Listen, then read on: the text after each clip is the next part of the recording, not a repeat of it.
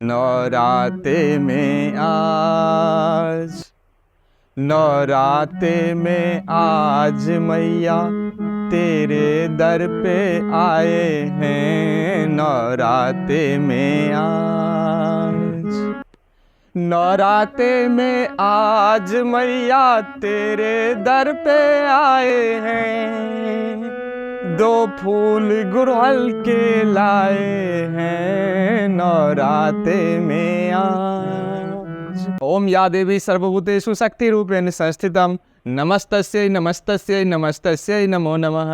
अभिवादन स्वीकार कीजिए नवरात्रि का। और हम सुनाते हैं आपको अपने हिंदुस्तान के महाराष्ट्र में पुणे और पुणे के जिरोजी गांव की नवरात्रि की कहानी। कितना धूमधाम से और क्या खास है वहाँ के नवरात्रे में।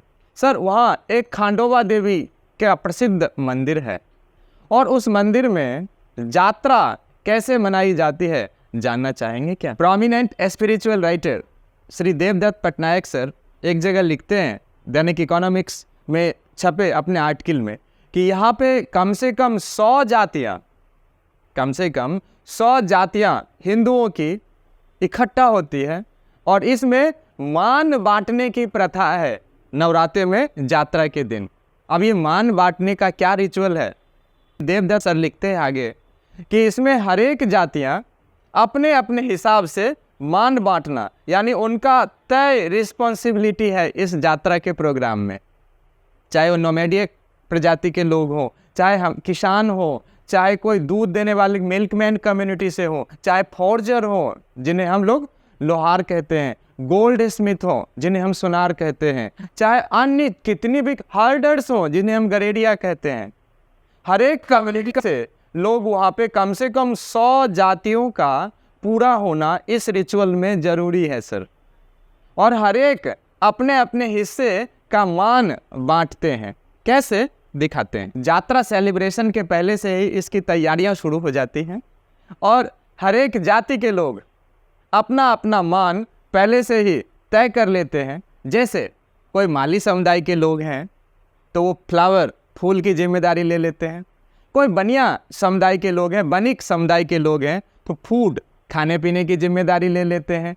कोई जो बाजा बजाने का जो कार्य करते हैं, म्यूजिक, वो म्यूजिक की जिम्मेदारी ले लेते हैं।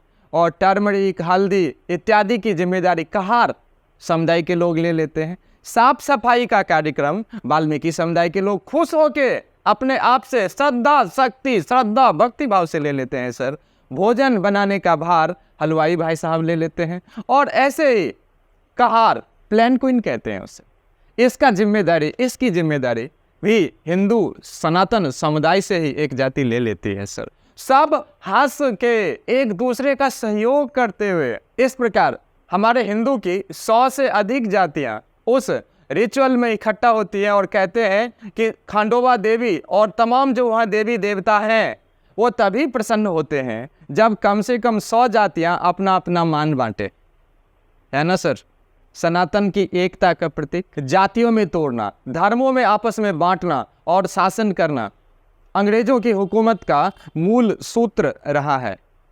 लेकिन क्या आप जानते हैं, जब अंग्रेज यहाँ से जाने लगे तो हिंदुस्तान की संस्कृति से क्या लेके गए सर? और कुछ नहीं, मात इमेज, लायन राइडिंग वीमेन।